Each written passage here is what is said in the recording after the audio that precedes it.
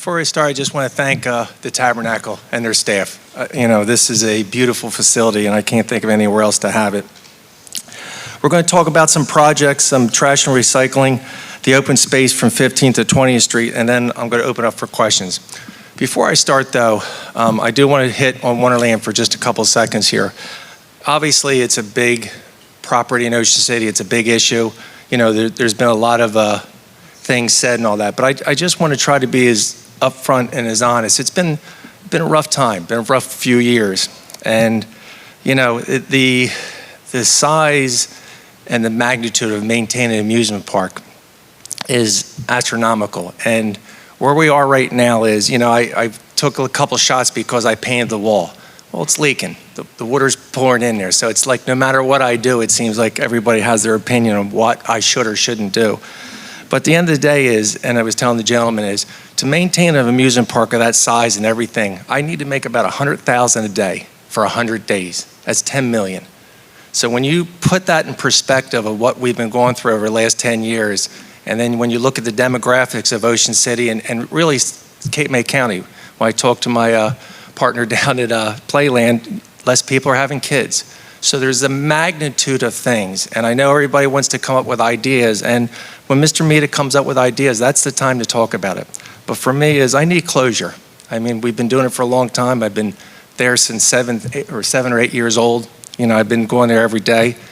So it's very emotional, losing my father. So I don't want any pity. I am the luckiest guy in Ocean City for the family that I've had and the opportunity that you guys have given me. And that's all I ask is just some compassion over these next few weeks and months. Is your compassion of Ocean City is why I love it so much. And we got to keep the ideas going. But for me in Wonderland, where it's at, and it's just time to say goodbye. So when we move on to something else and what Mr. Mita comes forward, that's what Ocean City is all about. Change is tough, but believe me, no one's going through more change than I have over the last few months. But I can tell you, I'm happy. I love being your mayor, and I hope all your memories and all the times that you've had up at Wonderland, you take and you understand how important that is to me, because that's all I've wanted to do. So I want to thank you for that. After this, I am going to take questions, and I am going to make myself available for anybody that wants to speak on that. But today, I really want to focus on the things that we have to do here in Ocean City to keep on going, because we've been doing a lot of things. I also want to thank our council members that are here, because we have an amazing team. So if you want to start, Doug, first thing, we'll start with our flood mitigation projects. The Marion Pump stations will be activated later this month. I want to thank all the residents in Marion Park for letting us work through the summer. I know the dust and the trucks and everything made it a rough summer, but I think at the end of the day, the quality of life that this project will be worth it. Our county is expected to elevate Roosevelt Boulevard and nearby areas in 2025. Haven Avenue between 18th Street and 26th Street is under design and expected to be constructed in 2025. Haven Avenue between 9th Street and 18th Street will be next. These projects have been extremely successful, and I think they have changed the quality of life. And again, Ocean City has been the leader, I think, in our flood mitigation and the model for other communities. Next is our West Avenue, our North to 9th Street. Our paving of West Avenue from North to 9th Street is underway, and that has been partially grant funded. After that, our road improvements from 18th to 33rd Streets. We have road improvements started in September on a variety of roads east of West Avenue between 18th Street and 33rd Street. They're all listed on our projects page on the city website, which we'll post later on. Our Bayside dredging program, always a big thing in Ocean City that benefits everybody, even if you don't live on the bay or the lagoons. This season, our dredging program will include Snug Harbor, Sunny Harbor, Street, and outfalls. Once Snug Harbor is done, we'll have a baseline to see how well our sediment trap. As many of you may know or not know, we try to keep thinking out of the box. Like, what can we do to save money, and what can we do to save so we don't have to keep going back and dredging? So they came up with an idea, digging a hole in front of the lagoon. I think it's 15 feet, 15 feet down. So the idea is the mud will just keep filling that hole rather than filling the lagoon. So it's an experiment. So it'll take a couple years of testing it, but hopefully that will work. And if it does work at Snug Harbor, we'll end up doing it at the other street ends. Our 5th Street tennis court improvements. We're going to start after the high school. We got to let the kids have their events. So once that concludes, we're going to be doing our hard courts and the turf courts. Our police substation, 8th Street. You know, we all know what we've been going through here at Memorial Day, so it's something I think we have one at 8th Street already, but it's something that we need there. And being able to put that up there, we'll be able to do our police operations while we're building our new station at 8th Street. And that's the one thing that in the summertime we bring all of our seasonal police officers in. The building that we have right now really can't house everybody. They're on top of one another. So this will be, I think, a good thing. And with all the people up on the boardwalk and in that area, I think that's going to be a great asset for the boardwalk and for the community. So we came in at a low bid. Low bid, $6 million sounds low, doesn't it? Not at all. But in today's world, that really was a good bid, so we were excited about that. So we took bids on Thursday, which they came in around $6 million, and we expect to award the contract this coming Thursday. Okay, West Avenue from 9th to 18th Street. They're finishing up the utility work. That's the road that was torn up mostly all last year that you couldn't get down. But they got some utility work that they still have to do, and then we're going to go out to contract for final paving. Hopefully it'll be awarded sometime in November. It will have some, street will be closed now and then. I know they were from 9th to 10th Street last week, putting some water pipes in, I think is what they're doing. And I saw Vince come in, but we're trying for the businesses too. They left all their equipment there, so we've tried to ask them to spread that out a little bit so the businesses are not shut down or look like they're shut down. So, but that'll be beautiful once it's done.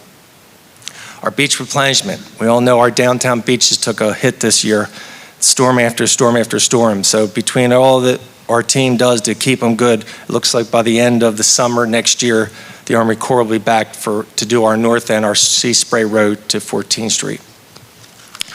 Our Borough Preservation Grant Restructuring Project. So that the politicians in Trenton, they got some money to help with our boardwalks all up and down the coast. So we got $5 million grant. So we're going to do a project from St. Charles to 5th Street and then from 14th to 16th Street. And we will, again, I've talked to George and the rest of our team is when Palm Sunday comes, regardless of where we are, we'll make sure that we have the boardwalk open, if not before, so we don't hurt the businesses down there or the people who love to walk and jog. A public safety building, long overdue. I've been for, I guess, 13 years with being the mayor. It's something we've been talking about, and finally we're at the process now where we're going to go out and start building it. So we're hoping after we get the substation done, we'll start that. So we're going to help with the existing building that's there already and then add to it. So it's going to be it'll be a beautiful building when it's done and well needed. And it is really the perfect location. We've talked about different locations and the community spoke about where they really want it. So it's really a high spot there, and I think it'll work out well, and I think the rest of the council is with me on that one. Downtown parking, something we all love to talk about. We bought a couple lots behind City Hall. You can see right there, so that'll add to that parking there. So hopefully from 8th to 9th Street, it will be all parking for the downtown and our residents. One thing is, Mr. Barr's here. Where do I see him? All right, that's what, we went down to visit him. He is our new commissioner, so I think we had a good meeting, right, Bobby? We reminded how much money we send down to the county. So just in the open space, we send $32 million to the county since 1989. So we send a little over $2 million each year. So we went down and talked to Bobby. They revamped the open space, so we have a few projects that we're going to ask for some help on. So one of them is the 34th Street recreation area. I mean, these are just concepts right now. It's something we've been talking about for multiple years now, but I think with the help of the county and all that, we're going to make that work. It's useful life is what I've learned being the mayor, so a lot of the stuff down there has hit their useful life. I just never heard that before. But Grimes Field is our next thing. We need to get that up a little bit. A lot of low areas there. It does flood a lot, and that is used all the time. Again, it was dedicated to Mr. Grimes, who was a legend here in Ocean City, so that deserves to be done properly. Our next is Cary Stadium. We've put a track in, we've put a field in, we've updone the Civic Center there. A lot of good things. Our bleachers, we need handicap accessible bleachers. Our press box. We're going to put a little physical fitness playground right there in the dirt there where the scoreboard is. And we're looking at scoreboards too. So that facility, that campus there will benefit everybody here in Ocean City. So we're excited about how that's going. A little disappointed, Ocean City lost the Holy Spirit, but with 2 minutes left to go, but the Ocean City teams are all doing great, so we're proud of all them. The Bayside Center improvements. That's one of those gems we have here in Ocean City, and we're trying to talk with educational people and the county and try to turn that into a real education center for our Bay. And what that building there has needed so much work, and again, you can't just keep putting stuff into a building that doesn't make sense. And it's hundreds of thousands of dollars for fire suppression system and all that. So we've talked over between the administration and figured what's the best way to do that. So sometimes just building something there that works that everybody can use, but right now it's not working. So we're looking forward to that. Next thing is our airport, which is an asset here at Ocean City. Mr. Grisbaum, Berger Realty, gave us $3 million to put a new terminal in there. So he's a 96-year-old gentleman, much sharper than I am, and I want to thank him. And that is an important spot, especially down that part of Ocean City. But it's also, the airport's cool, and my father used to fly, and that's something that's near and dear to my heart. But we used to fly to different areas, and you go to smaller airports, and they all had nice little restaurants and stuff like that. And it was really a great part of my life. But that's something that is it's good for us. It brings people to Ocean City, and I always say having an airport here when you need it for emergencies and all that, it's there. So that's a great asset. Next is trash and recycling, everybody's favorite topic. We amended the contract 2 weeks ago, which was difficult for all of us here. But it allows the contract to enter private property to reach the corrals and the driveways, and allows up to 64 gallons. These changes ensure that the trash and recycling will continue to be picked up without any significant changes for our residents. But this is going to be a community thing we all have to start working on. Our contract still has about 3 years left, and we're looking for a long-term plan for the residents, taxpayers, and our future contractors. So this is a thing that we can't do. One of the things that people keep doing now, and I find it too, is when you have the cabinets and you pull it out and you have a recycle in the trash, people are using plastic bags with their cans. The county single stream recycle facility will not accept it, and they'll send the whole load going. So we have to be really vigilant in what we do. If you're going to use the plastic bags, you got to dump the cans inside your track recycle can. So. But that's one of the biggest things. So next, outside with our trash bags. I know we're trying our hardest to figure out to make it easier for our guests and residents, with our trash, but they got to be in cans. It's just rodents, rats, all kinds of things happen when we don't put it in there. So we got to help as a community too. I know everybody wants to hold everybody else responsible, but that's what a community does. It works together. So when they see that, if the neighbors are not picking it up, or your neighbors or something, you can call us, and confidentially we'll go down there. We don't go down and throw fines and all that kind of stuff right away. We really do try to work with everybody. Our trash and recycle, you can see some of the corrals there, but 50 pounds. So that's the weight limits. And 50 pounds, if you go away, you can see that's what a carry-on, I guess, or luggage. But you're trying to figure out, I was trying to figure out how I could explain 50 pounds, and people, sometimes they don't understand how much things weigh, but that was the best thing we could come up with. So, but that's important. And again, it's, when we're talking about working together and we think, we're going to pay somebody and they should have to do it. If we pay somebody to pick the trash up, no matter what we do, what kind of corral, how big our trash can is, they should pick it up. And we've been blessed over the years that previous contractors have done that. But it's getting tougher now. And again, that's one of the things that hit me at Wonderland is the team. You're triple the pay, your workman's comp. It's a whole different world out there with your team members. So we all have to work together on that. The trash corrals. When you go up and down alleys, everybody has personalities, and it seems like everybody's trash corrals are personalities. When you look at this picture and you think about 50, 60 pounds of trash, and they got to do that all day long, I mean, I don't know where we're going to go with this, but it's going to be one of those community things. I'm going to ask all the ward councilmen to reach out. But, if it can't be pulled out, and then you have to do it over and over and over. I think you can understand why the contractor gets gets tough sometimes. So like, we'll figure out if we're going to come up with a new design or whatever we're going to do. But again, that'll come out to everybody in the community to figure out what we do. Also, the one thing we've done our last couple of years on Shelter Road off of Tennessee Avenue, you can take your trash there on weekends. So that was something we've been trying to work on for a while now, so the trash won't sit there. The next thing is, and we'll take a little time on this, is 15th to 20th Street. We spent a lot of money on that car dealership, and now we have some cleanups all done. We're going to have to put some monitoring wells there, and they'll be there for a while. But I met with our superintendent, and when you look at the senior center, you look at the pool, you look at all the stuff between that area there. You have the soccer field, and then you have, where the car dealership, the community center, then the school. Meeting with the superintendent, trying to talk to him about this campus kind of idea where all working together. I know a lot of the kids from the intermediate school go over to the community center to help parents while they're working. So we try to look at that, not just look at 16th Street where we just acquired that land, but what can we do for everybody? And that's the one thing we've tried to do, and I know Dan Kelchner's here, and I want to thank our team for everything they're doing at the community center. I want to thank everybody's patience for the pool. It was something that I wanted to get done, or hopefully we got done within a month, but it takes a little more time to do some things. But I think if you've seen that facility now, you can see that we're working on it to make it better and better. But I hope the senior center, if everybody's been going to that, realize we have some great team members there. But that's the whole idea from that whole complex down there, is what can we do? A lot of people have ideas on what we should do at 16th Street between pickleball courts and gardens and all kinds of things.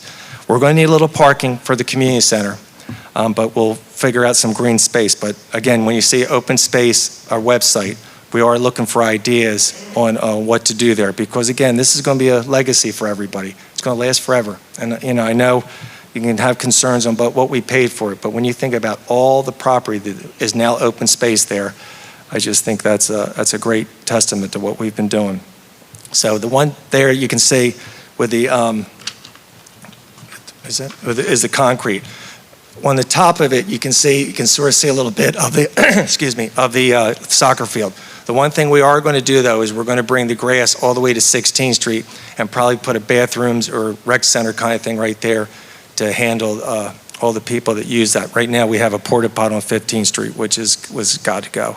So when you look at that property, that is going to be a big undertaking. But again, we definitely want input. And the neighbors that live around it too, with a lot, because they've been looking at that. And again, I apologize for leaving it look like a dump as long as it has, but I think we've got it cleaned up pretty well now, and it's time to get that finished. I'm going to go to the next slide there. The DEP, Antoine McClellan's going to be here. He's a little faster than I thought we were going to, but he's going to get here about quarter of 11 and talk about this.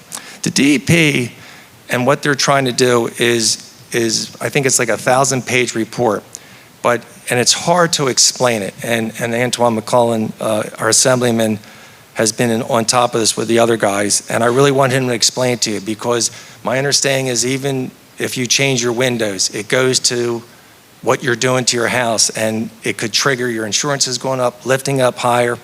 They want to go 5 feet higher, and we're already above. Again, we've already been ahead of the curve getting our houses up higher, but it depends where it is. But it is to try to get it for everyone to understand. Antoine does a great job, and we're going to continue that. I think it's November 3rd. Is that the public comment period? Yeah, public comment ends November 3rd, and it is, in a broad spectrum. I mean, it doesn't just affect Ocean City. It affects all the way into Upper Township, and I don't know what their thinking is, but my understanding is they really want to shut us all out of the Barrier Islands. They want us to all leave and move inland, and I just the reports apparently that they're going on is the worst of the worst of the worst, and that's not really fair to the rest of us that live here and invest here. So when he comes in. Other than that, our next town meeting, the one thing I want to get into is zoning. It's time we start looking at our master plan again. I know we've had incentives and we've had different things over the years that you can do here in the gardens or you can't do down at the south end. So the one thing that I want to try to do, and this is, I don't want to say painful, but it's excruciatingly painful because there's so many rules and regulations. And again, when I bring personalities up, there's so many great neighborhoods in Ocean City. We're not just one size fits all. And to try to condense that and try to get that to where it works for everybody is very time consuming, and you got to bring the experts in. But the one thing I know council wants to do is they want to talk about, because everyone's talking about development. People talk about parking. The one thing that I'm going to do is I try to do factual. The one thing is difficult, which we can't do as an administration, we can't give our opinions, really. We have to absolutely give the facts. And when people start talking about parking spots, you have to really think about what we're talking about, because whether they park in their house or they not, whether you park in your garage or not, do we want to start telling everybody where and how to park? I mean, we're still in the democracy here. So it's do as I say, not as I do. So parking can become very emotional too, but we keep buying parking spots. I don't think we have a big issues too much around our business districts and all that, even though they become full, but it's our neighborhoods, it's some of our neighborhoods. So when we build and then we say rooms equal parking spots and all that, I mean, there are formulas, but before you start doing all that, you got to get the facts of what we have. How many houses have we built that have 2 parking spots, 3 parking spots, 4 parking spots? And I didn't know. And the one thing our zoning office did, they have been giving us numbers of exactly how many houses have been built with 2 bedrooms, 3 bedrooms, 4 bedrooms, and how many parking spots. And it's amazing some of the misinformations have been given out there. But I think a lot of it when it comes to parking is just, again, it's that preference of I want to park out front of my house, and then sometimes you just can't do it. Been here a long time in Ocean City. I always think there's a way of doing it, but you got to be careful when you start talking about zoning and redoing things. You should not do anything emotional, and you shouldn't do anything without the facts. And that's the one thing I'm going to do with council is, again, show you exactly where we're at, exactly how many houses are, exactly how many bedrooms, exactly how many parking spots. And then from there, it's discipline. What are we going to do? Are we going to tell people they can't use the garage for storage? Do they have to park in there? These are things that they want us to do as an administration, enforce all these things, yet a lot of the people don't want to do it. So that's one thing. And bulk and height, the height thing, that the DEP is going to trigger that. Now, if they get their way and we have to raise the houses 5 feet, how that gets done, so these are all these educational things. So our next town hall meeting, I'm hopefully going to do it in February. By then, we'll probably have most of our information. I want to get as much information I can and meet with council and bring it all to them. And then our next town hall meeting, I want to try to get council involved a little more too, because this will be citywide. So other than that, I hope I didn't bore you too much. I just tell you, we're doing a lot of things here. I want to thank Frank Donato and all of our senior staff for making sure that we don't spend anything foolishly, that we do everything the right way. I know there's a cap issue that might come up next year, and I wish Frank was here, but he's with his kids at soccer, which he should be. But he's going to talk about that too, because there's something with the state, with the caps that we have to look at. But I just want to thank everybody again for everything that we've been going through, and open up to questions, because I think that's what everybody wants. Thanks, sir. Yes, Ed O'Donnell would like to ask all of you to be more aggressive in enforcing the non-smoking regulations on the boardwalk, on the beach, and I predicted this 2 years ago. There were people smoking in the ocean. And, I'm allergic to it. One puff, I get a headache. Other people are allergic to it. Secondhand cigarette smoke gives people cancer, emphysema. I help the homeless. Large numbers of the homeless are cigarette smokers. It's one of the main reasons they're where they are now. Large numbers of crimes are committed by cigarette smokers, domestic violence. Now, we're not condemning cigarette smokers. We want to help them. And millions of people since the beginning of time have stopped smoking. Thank you. I don't smoke, Ed, so I'm good. No, but people hear that, and it's an issue, whether it's on the beach, whether it's on the boardwalk. And again, I keep hitting with community. You know, everyone looks at us a lot of times, and what we should do is the administration. Again, I say council is legislative. They make the rules, and we as the administration, you know, we're trying to enforce it and run the city. But these are all things as a community we can work together. We don't have to browbeat people. We can be nice and be kind, and I think we got to get to that more and more, because it's, when you look around in the news and the paper, and I know I'm on my soapbox, but I just think Ocean City is unique, that we can be a lot better, so. Good morning. My name's Dan Fox, and I live on Glen Cove Lagoon. Okay. It's a small lagoon on an island between 10th Street and Walton Place, for those who don't know, bordering Nice by the Bay Avenue. Glen Cove Lagoon was designed in 1910 and consists of 24 residential properties. Last year, one of our residents put an application into the New Jersey DEP to install a 10-slip commercial marina in our small lagoon. After we paid for engineers' responses, got lawyers involved from the community, the DEP gave approval to the project. When we notified the town, we were told that they have no jurisdiction on the water side of the property. The DEP's approval clearly states in the letter that this approved permit is conditional upon Army Corps of Engineers approval and local approval. In order to operate this commercial marina, the property would need to be zoned similar. The property is residentially zoned currently. The Army Corps of Engineers approved this project this past Monday, and on Tuesday, the construction and pilings and docks were being put in the very next day. I just happened to be down here this week and see it. I actually tried to call council. I tried to get a hold of you, Jay, just so you're aware of it. How does our town allow a waterboard side of a property to be approved for commercial use and be installed prior to the land side approving? The use, enjoyment, safety of our small lagoon in Ocean City is at jeopardy. I just want all the citizens of this town to know and be aware of this reverse approval process that is happening in our lagoon. It can happen to anyone's lagoon. So these homes that are 10, 12 million property that are for sale right now in Ocean City along the bay can put 30 slips in there and rent them out as residential, when in fact they're running it like a commercial property. Commercial means they have to have bathrooms, they have to have all these things done.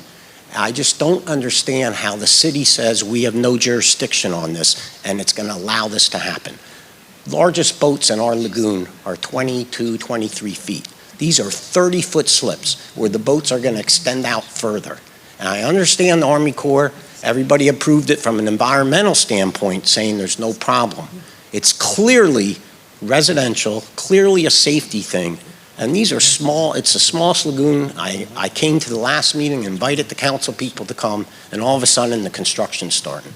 So maybe someone can help me to understand how that works. Yeah, I know George spoke with somebody yesterday, so. I think we spoke yesterday. Yeah, you probably spoke to Bob too. You and your neighbor, I spoke, and Yeah. Dottie could correct me if I'm wrong on any of the legal things, but as I explained, the city does not give permits word or word of the bulkhead. When people get bulkheads, they have to get it engineered, they have to get it approved by the DEP, depending on this situation, often the Army Corps is involved, and then they have to get the go-ahead from the city for their bulkhead. We've never, in my time here, never given approval for anyone to build a dock.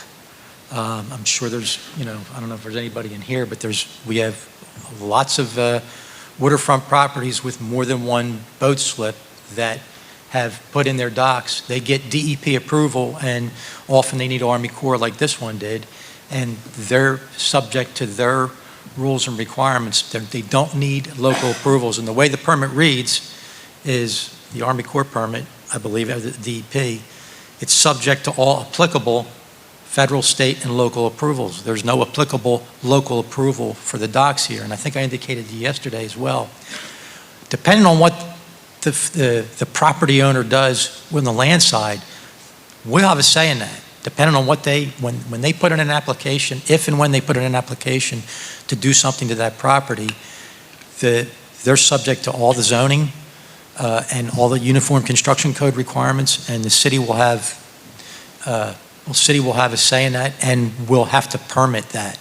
So he can have it stay as a residential property and rent it out. How does that work with insurance and things like that? If he never applies for it as commercial, how is he able to rent 10 slips out? I understand homes that have 2 slips. In Ocean City, it's always been, they have their boat, they have a second slip, they rent it out, that's fine.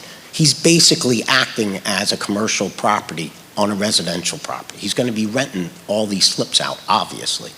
And this Until can they do happen in anything, I don't any think it- lagoon anywhere, right? Right now, there's been no application for any business enterprise. Until that happens, that's part of the conundrum we're in, is that we don't have the authority to tell them not to put the dock in that they were legally entitled. They went through, as you folks know, they went through a long process, a long permitting process, and you and I don't know if it was you or your neighbor I spoke to, we'd spoken to the Army Corps about that process. The Army Corps sent responses to dozens of residents about the conditions, and there are conditions, I think you had explained to me, you or your neighbor had explained to me on that permit. Sure, they got to be removable docks, and they're not. And all things that like has to be complied with, and the Army Corps and the DEP will enforce that. I think we talked about that. So they have to do the inspection. It just seems that a lot of work, a lot of money went in to get an approval for commercial docks, and the city, he didn't apply to the city for a commercial license to treat it as commercial. It's a residential house with 10 docks.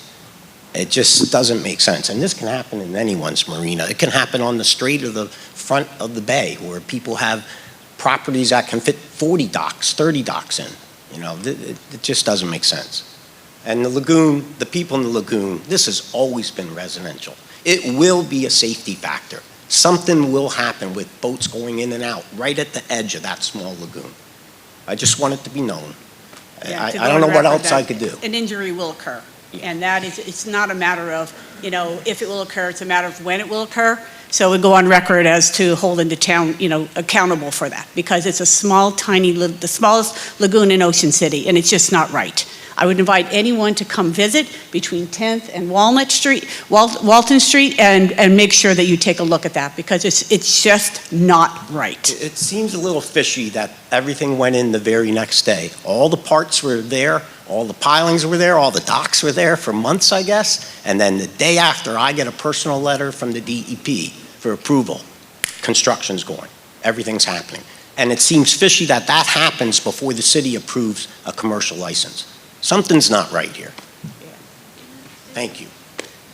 I grew up on the bay. I'm a bay rat. We always had 3 or 4 docks in front of our houses. Boats are always, if they're going out tuna fishing, they've got to be 36 to 42 feet. And that area, when I grew up, was Chris's Restaurant. There is a marina there. There is. Yeah, the marina's on the other side. Okay. Yeah. But, where I grew up, boats were never 22 feet. They were always 36 to 42 feet. You can't fit a 36-foot in my. Well, on the edges, that's the marinas that, the houses on the bay where I grew up were always. I mean, it was approved by the DEP, I get that. Yeah, no. I just And don't- and again, like I said, this is, again, these are one of those emotional issues, and Yeah. you look at us and why can't we do anything? And it's frustrating to me, because we want to do something. Yeah. But, and every now and then when I get the shots of, there's a corruption, or how is it done, that's tough sometimes, because, I can tell you this administration, this council, we don't do any of that stuff that you see on the news and all that kind of stuff, because we can't. And I got so many people looking at me, and I laugh at that all the time, because since I've been mayor, I've had people watching me like a hawk. So if I had done anything wrong or illegal or worked with anybody, it would be on the front page of the Sentinel. So I know sometimes we get upset and we just want to blame somebody, and blame me, I'm the mayor. Believe me, I wish we could do something. I know councils wish we could do something, but we have to, I'm not saying he did anything illegal. No, He got the proper approval. But like I said, I hear the whispers, and sometimes that doesn't help it. At the end of the day is, what can we do? And I don't know if we can set legislation. I don't know what we can do. And it becomes very difficult with the Army Corps and DEP. And again, It the one thing sounds I'm like not going to ours do. is going to be an example, but I would I advise you to understand at least that. look at it for future, because it can happen again. It Well, can happen let's again. hope, we'll see what happens. But again, we can't predict the future, but we got to work together on all this kind of stuff. And the one thing I won't do, and I don't know, and I'm hoping council won't do, is we're never going to tell you something that you want to hear. And that's tough sometimes for us, because we want to make everybody happy, or we want to, and when someone says public safety or somebody's going to get hurt, I hear that. And we have our police patrols, we're going to be keeping an eye on that. But it's all over. It's not just at then at Glen Cove. I know people, and I know it's small but as Ocean City, we're looking in front of Harbor House and down there where all the jet skis. I mean, it can be chaotic out there. And now one of the biggest problems we have, it's all sooting up. I mean, they keep moving the channel markers instead of dredging it. So, I mean, there are so many things in that back bay that we're focusing on, and Glen Cove. But again, these are the best, and and whether he has stuff done or not done, again, it can be frustrating. I'm hoping for the best, but on our end of it is, when we say we're doing everything we can, and if someone in this administration or somebody in council or something saying that they're not being honest with you. So I just hope that, again, we come with the facts. And I wish I had better news, but let's keep an eye on it, and we'll see what's going on. I want to see if he applies. Thank you for your time. And thank you. Appreciate We understand it. And again, I can tell you from the council that we talk about it, so. Okay. It's not on deaf ears. All right. Hi, Jay. Ron Minokian. Hey, Ron. Before I get to my flood question, I know how tough business has been. I know how it is for me. I just want to thank you and your family for great entertainment all these years. So thank you for everything you've done. That means a lot. Now, I'm a year-round resident, South End. I'm right at the corner of 42nd Street, and I see all the plans for the flood mitigation. Right. And it makes total sense where it's all happening, because that's where most of the residents are. I think I might be the only person in a 3-block radius that lives there near. We treat everybody the same. Come on. So, no, but I understand from a cost standpoint that you have to take care of where it's mostly populated. But we do get deep flooding around our house, and most of it is coming up from the sewer. Right. And so it's Groundwater. Yeah. So I don't know whether there's long-range plans to address something like that. Now, my wife and I have adjusted. You guys, the town does a great job letting know when the tides are going to be up. We park on Asbury. We bought hip boots so we can get in and out, which we really have. So I just want to know if there's long-range plans to fix that portion of that. We're always looking, and that's the one thing we've been going to grants. We're, from the airport, it's bulkheaded a lot, and then from the airport down, it's sporadic. But when you go from 36th Street down, you have the old railroad berm and all that, and it's something we're constantly looking at. We talked about getting a berm up, and then the groundwater coming up. Like I think George was saying, today was the highest tide of the season or whatever. Yeah, today's the highest astronomical tide in the year. So but the hip boots are in the cars. What can we do there? And whether or not we can do berms, whether or not it's the storage underneath. The groundwater is the one thing that nobody thinks about, because it does come up. I saw it at 15th Street coming up from under the grass right by 15th Field, because that's been flooding lately that we got to get to. So, but no, the whole island's on our radar, and we're trying to figure out. And that's a good picture when you look at that. We're trying to figure out whether berm bulkheads, and I forget how many square feet it was for bulkheads, because I asked Frank to get me a price. I think he said it was $1 billion, but I don't know if he was being funny or not. But to try to get that whole area, because it gets skinny there too. And with Sandy, that was a tough spot. We can't touch the railroad bridge. And this is where the DEP comes in. And the one thing I don't want to do is trash anybody. But the DEP, should be helping us right now with these things, not worrying about a 100-year storm that could never happen, the worst. I mean, we got to prepare for it like we're doing in Ocean City, but the DEP and Army Corps is supposed to dredge our back bays and fix what we're dealing with right now. And I wish they were focusing on that, but I know we are. We have our engineering crew looking at it constantly, but it's just expensive right now. Thanks, Jay. We'll get to it. Yeah. Thanks.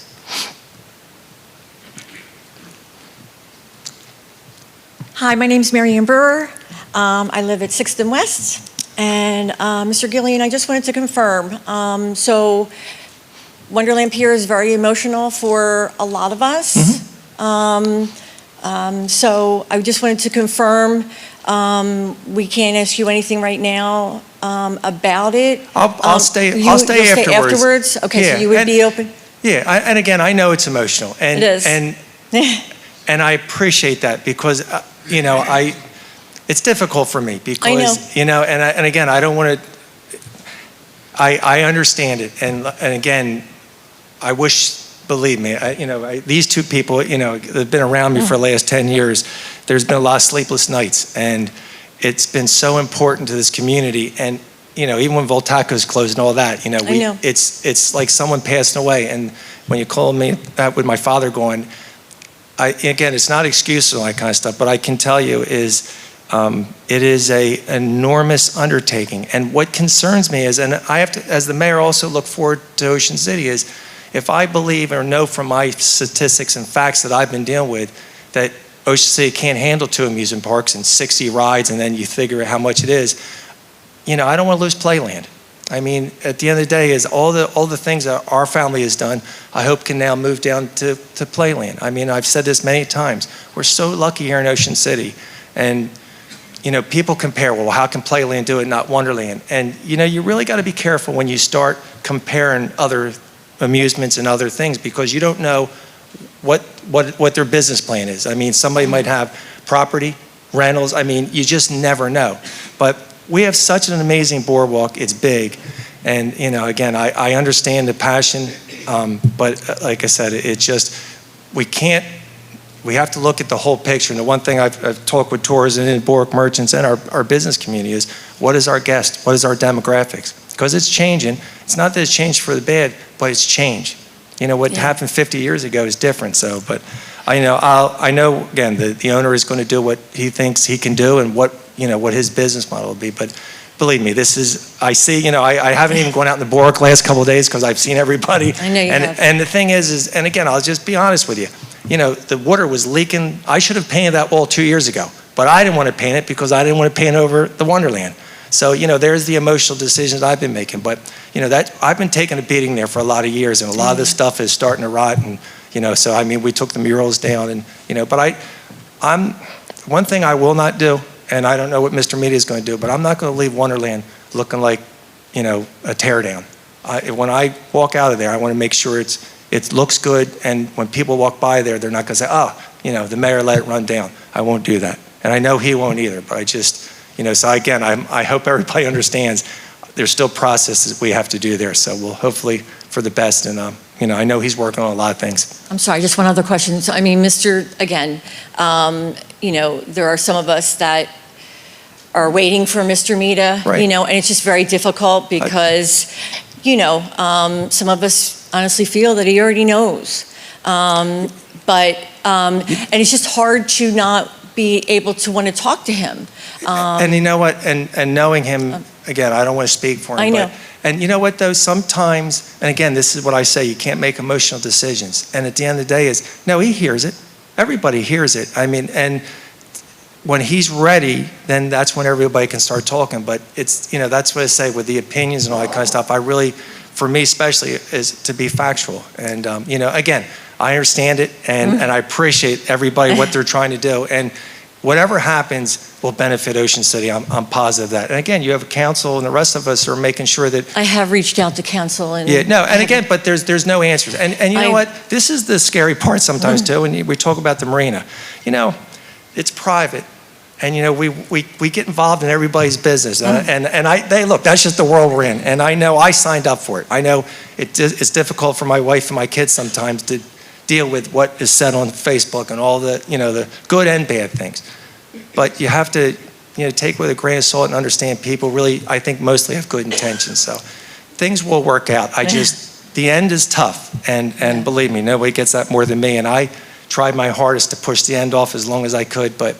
You know, I'm glad what I did. I hope everyone understands when I made that decision in August to give everybody an opportunity to use their tickets up. And everyone thought, oh man, I made a fortune. I don't pay sales tax until they use the tickets. My sales tax bill has been big these last 2 months. So appreciate everybody using your tickets up. So, but we'll keep on going. I just hope Mr. Mita is open to public. He absolutely will be. You know, because it's just very important for some of us. I can't speak for everybody. Right. He's going to need your support. So he's going to need to listen. I hope so. But I appreciate you listening to me, sir. Thank you. Thank you. I just have a quick question. What are the demographics of Ocean City? That's what we're looking at right now. I mean, you look at the school, that's what I want to really start talking with our superintendent, Mike Allegretto, wherever he is, he's on the school board again. And that's the one thing, you can't be reactionary. I mean, when Sandy hit, we were ready. And Frank and the rest of the team, that's why we did so well. And we did a study a few years ago and said, what do we need here in Ocean City? They said transportation was one of the big things. Not so much parking or hotels and all that kind of stuff, it was really transportation, so we did jitneys. But every so many years, you got to do that because, and I said this too, today, you wake up in the morning and you pick your phone up. And it's like, okay, it's like going to a restaurant. What do I want to do today? And again, this generation, they'll say, you know what, I can go to Europe for the weekend cheaper than I can go down to Disney. You know, so to me, we need to figure out what is the factual end of that. So we can all say we're experts and we know, we've been on the board for 50 years and we know what's going on. You can't say that anymore because you don't know. They don't stay from Saturday to Saturday anymore. You know, it's more, it seems like everything's impulse now. There's not too much planning. But as my dad says, you know, the pendulum usually does come back, so we'll see what happens. But I think as council and the administration here, we really got to figure out who we are, who we're going to be, and what are people going to do?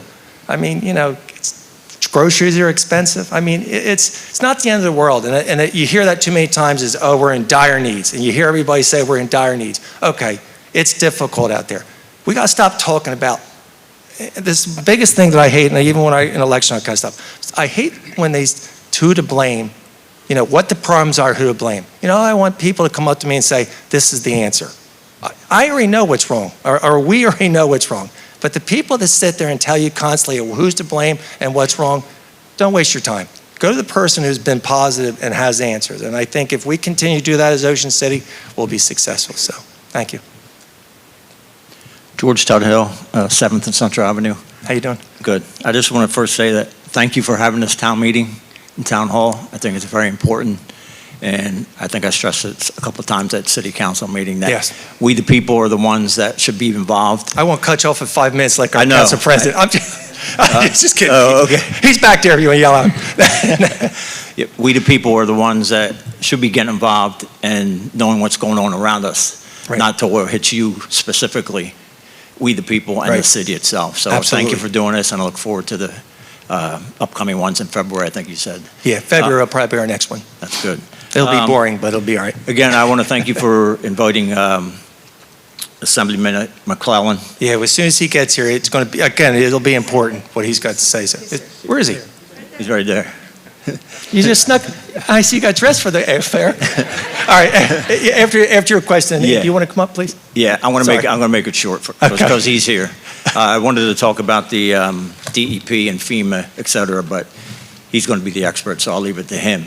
But I want to thank you for having Commissioner Barr here as well. Yeah, and again, Bobby's been spectacular, you know, and we get along, and that's what I said, when we talk about open space and all the taxes that we send down there, to have Bobby and Antoine down at the county, the one thing, and again, not to digress too much, is, but Mayor Desiderio, Commissioner Desiderio, over the last couple of years, and this county commissioner used to be Frios, have really got us together. So all the mayors are meeting for the first time ever. So the communication between the county, and I think it really all started with COVID, we really are working. We might not all get along, but we are working together.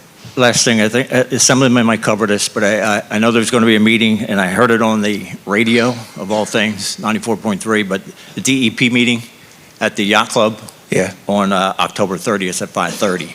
So all the people here, if you have questions about what's going to be going on or what Mr. McClellan speaks about, Yeah. you And can go there as well. My That's all. understanding is Thank you. the local chamber, my wife was saying that they had something taped and there was something on there, so I'm going to try to get that out to get to the business community. But yeah, November 3rd is the big day, so do you want to come up here or do you want to stay there? Whatever you want me to do, sir. It's your floor. You look very nice. Well, thank you. Be nice now. Can I get, are you going to leave or? Who, me? Go get some more questions? No, we'll definitely have more questions. I didn't want to hold him up because he's got somewhere else to go. Good morning, and sorry I was late, but the mayor called me last minute as usual and had me come out. But no, but more importantly, the governor's executive order 100 is the biggest problem that we face, not only as Cape May County and Ocean City, but as a state. So the executive order 100, it changes the flood maps. And we as Ocean City dealt with the flood maps in 2012 after Sandy. So this adds another 5 feet to the base flood elevation.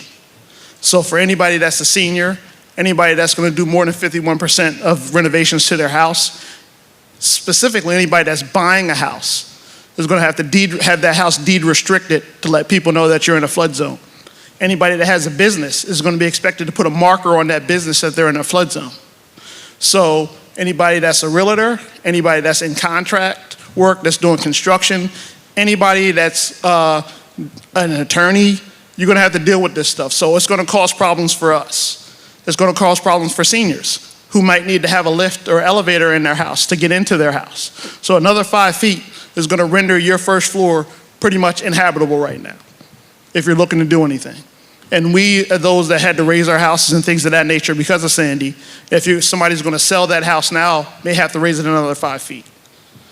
And so we have until November 3rd for public comment.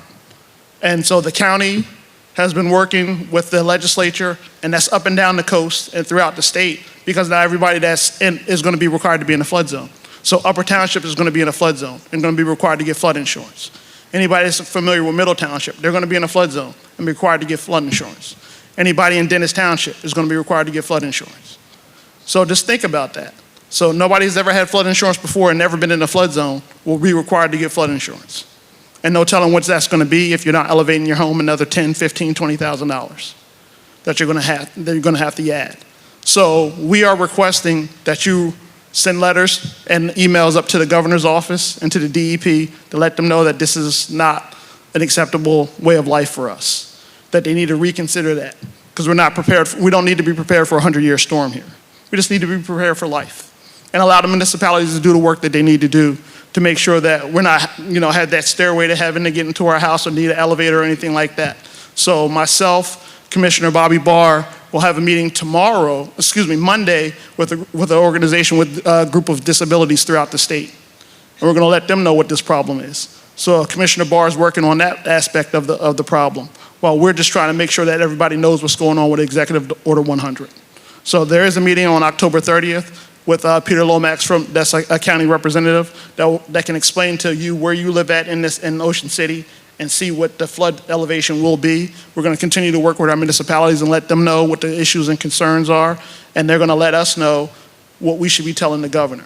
So the New Jersey League of Municipalities has also requested that they get another 180 days to review this because of the problem.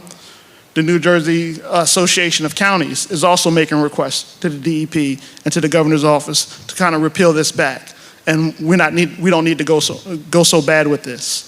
And the problem is that certain people and environmentalists, and I don't know if you're environmentalists and who are, but they're trying to bear the fact that they don't want anybody to live in a shore town and a beach town. They said that the beach towns and the shore towns should be for animals and not people. So we went up to Ocean County, and these people are saying that. So that's rendering anybody that lives in a shore town, we're bad people now, because the animals are supposed to take over. They want everybody to live inland in small cluster groups. So we need to be concerned, we need to fight. And we all had to fight for wind turbines. This is a bigger fight and a more serious fight, because now they're really trying to affect our way of life. Not trying to affect sight lines, they're trying to affect where you live at. So we need to make sure that they know. And 2025 is a governmental election. So anybody that comes down here and looking for your vote needs to understand that we have concerns that need to be addressed with Executive Order 100, and that needs to be repealed. So the city is working very hard, the county is working extremely hard, and we as a legislator are letting everybody know up and down the state that this is not a good idea. So we implore you to make sure that you go onto the county site and check out that webpage, or go onto our legislative site and check out that webpage as well, and send that letter up to the governor's office and up to the DEP to let them know that we're not happy and this needs to be repealed and we need to move forward, because it'll take effect in 2025. So this is a major concern, and let's make sure we fight it together, because we are stronger together, and we don't let anybody come into our town and tell us how we should live. I don't go anywhere else in this state and tell them how they live. Ask them how we can help. Global warming is an issue. Well, let's attack it together. When we raised our house, when we did the base flood elevation here in the city, we did it together. We made sure we had meetings. We made sure we notified everybody. We worked with our businesses. We worked with our contractors. And we let them know that this is what we needed to do, but this is not going to work and this will work. They're not doing that. It's an executive order. So there's 120 elected officials in this state. Not one of them got to weigh in on it. They did make sure that we weighed in on the wind turbines, but this is affecting the way of life, and we had no say. None whatsoever. And they're trying to do it under the dark of night.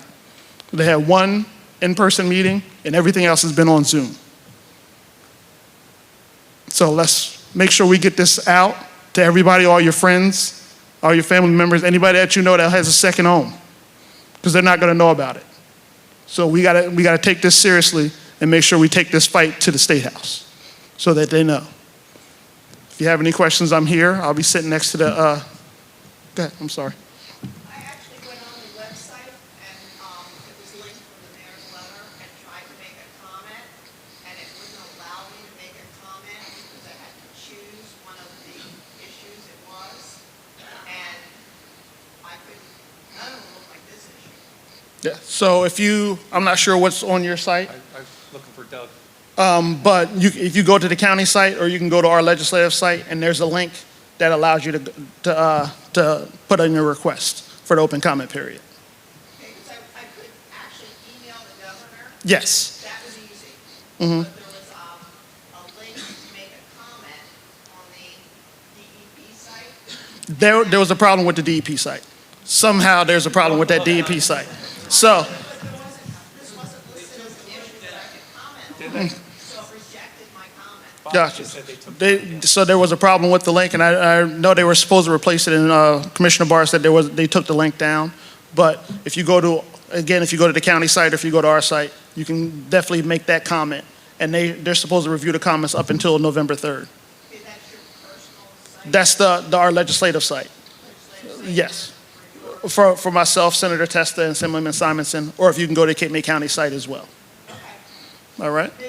Here, we'll get that. And I'm sure the mayor will make sure it gets back up.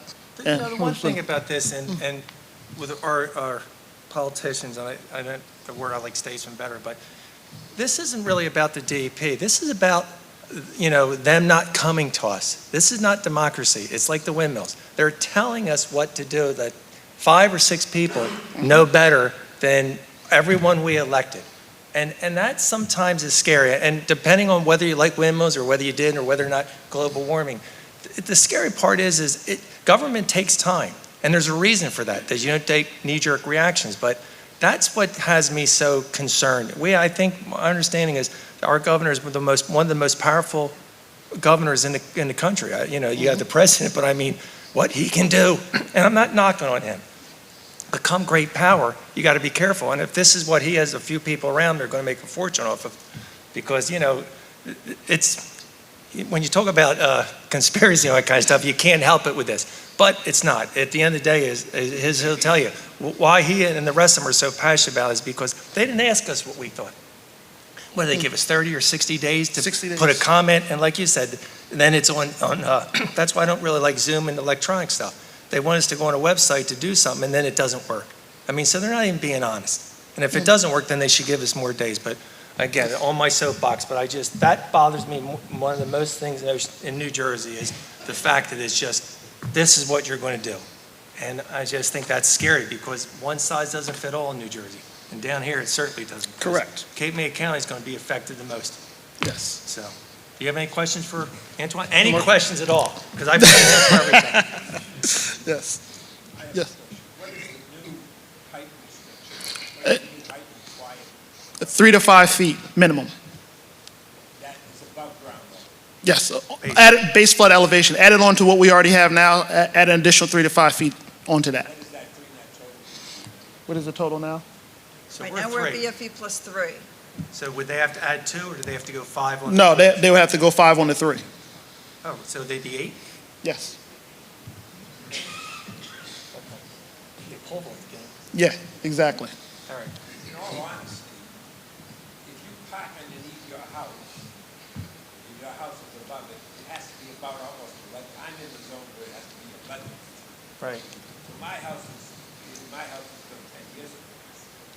So any new construction, or anybody within the last 10 years, if they have construction, and they have to be underneath their house, they're gonna meet the requirements. And that's why I say with zoning, it's not one size fits all. Where you are is different than the north end, so, you know, it's complex. So And remember, they're not raising the roads, so just imagine that too. they're telling us to do it, so. So we got to. All right, thanks, Antoine. Okay, we want to, Jimmy?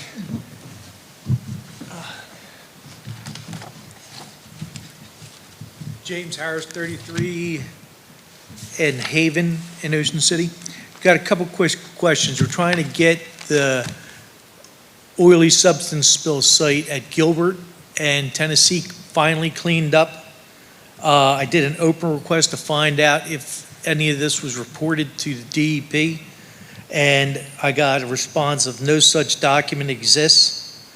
Now, I know that I've emailed you and the rest of the city on 7/24 and 8/14, so there are reports on that spill site. Do you know what vehicle actually caused that spill? I don't know. And was the spill reported to the DEP with my emails and pictures on 7/24 and 8/14? I don't know. Okay. And when will this spill site start to be remediated, or when will it be completed for the city in there, for the residents that live there? We'll have to check it out. Okay. Number two, I did another Oprah request on the pump failure from the flood that happened on June 30th, 2024. I received 3 pages. I've asked for all the documentation that went with that, and it wasn't provided to me. Is there somebody here today that could tell us why the pump failed? Was it for failure to be maintenanced? Because we have all the pumps coming online in Marion Park, and so this doesn't happen again? Because I know there's a couple vehicles that were lost in this flood. Could somebody? We'll do it at the end of this thing, yep, at the end. Yep, here, yeah. And again, we do, and not to cut you off, but we do take care of our pumps. We obviously, they're monitored, and, you know, to say that we're not doing our maintenance on them, I can tell you they are. Okay, and the 64-gallon question for these new cans. Checked on the internet, average weight of the 64-gallon can is around 29 pounds. So the people that do buy these cans can only put 20 pounds of trash in it. Right? George, he's the trash man. Oh, 50 pounds is the limit. For the total thing, can total. Yeah, for the and total. trash, 50 total. Right. So we're going to spend $600,000 so people could put 20 pounds of trash into a can that holds 275 pounds. We got to get our trash picked up. And again, we can snarl or we can say whatever. And again, because this agitates me sometimes, I can't help myself, I'm human. At the end of the day is people want their trash picked up. There's multiple different cans. Now I can come in here and say, you know what, I'm going to spend $1 million, I'm going to give everybody a trash can, and we're going to figure it out. You go around Ocean City, you can see alleys, you can see front yards. Everybody puts their trash out differently. That's when I said in the beginning, this is a community thing, and we got to bring the facts forward. Because again, my biggest concern is when they say, hey, take your trash so they can't work on the property, let's go to the alley. I worry about seniors or people that are handicapped that can't get their trash out. So when someone sits here and when they come attack us, and I don't want to say that because I'm being mean to you, and I shouldn't do it. Jim, what I'm trying to say is it's not as easy as everybody thinks, but we have to get the trash picked out. You guys pay a lot of taxes. So to come after, or just I'm not coming after you. No, but you brought up the 600,000. At the end of the day we're doing everything we can, and I understand what you're trying to do. I appreciate that. But at the end of the day factual we got to pick up, and when you go from tip to everybody's property, it's challenging, and in today's world. So we're going to do better, but to just spring on new trash cans or spend and do all these things, because again, even in the summertime when they have to take them off the sidewalks and they have to put them out in the street, it is an enormous undertaking and it takes time, and that's what we're doing. So I appreciate your comments. And again, why it gets me passionate, to be honest with you, because it's driving me crazy that for so long it was easy, and then it got a little tougher. But again, that's change. So we have to deal with what we have now, and we're going to do better at it. But right now, this is to get our trash picked up, so. Okay. You might not agree, but we're doing the best we No, can. I'm just trying to say that if the can weighs 29 pounds, you got to put I understand that. 20 and pounds of trash in. I know you want to bring common sense to it, and I'm with you all the way. It is frustrating. For 600,000, common Well, sense. it's, again, island-wide, how much trash do you think is picked up here? So, in the big picture, and again, I'm not trying to stick up for anything, but it's not as easy as it is said, and we can do plenty of different things. And again, I want to be careful with my wording, but I appreciate your comments, and we're doing the best we can. And it is a difficult, there's not that many people that do it, and we've had some good situations, we've had bad situations. But I can tell you, if there's a bad situation, I know Vince, I'm looking at him, we send our people out there to work with our contractor. And I can tell you, between our administrator and Vince, we're working with these guys to do the best we can. But we are going to have to figure out what we're going to do in the future with the corrals and how we're going to pick them up. And Ocean City is not the same, so we gotta figure that out. And we will. I'm sorry, trash drives me nuts. I know, it drives you nuts too. You and I are on the same page on that. Yeah. So, the next thing is that, like in the video, when I know they skipped our entire block on a couple different, the one time was July 4th. Right. And then it's sporadically that they skip our cans, half your cans. They only take the stuff out of the top, throw it in there. Are they still doing it? I've been sending you the emails. Okay. So, when they do take half your trash or skip your trash, that's how some of those cans get overloaded. So, you got to give the residents a break. When the trash people aren't picking up your can, it's going to get stacked up high. And then there's one last thing. It's the leaky trash trucks that the city owns. This isn't an outside thing. I sent this to you on September the 6th. It is municipal trash truck with a license plate number of 21099, municipal government. Right in front of me, we have spill. I sent you the email on this. Okay. But I'll give you this picture now. All right. When is this city, we have city trash trucks running around with plastic diapers on them up on the boardwalk. And I believe I've sent you emails on that too, Right. with the trash up and down the boardwalk leaking out of these trucks. When is this going to be addressed and when can it be fixed?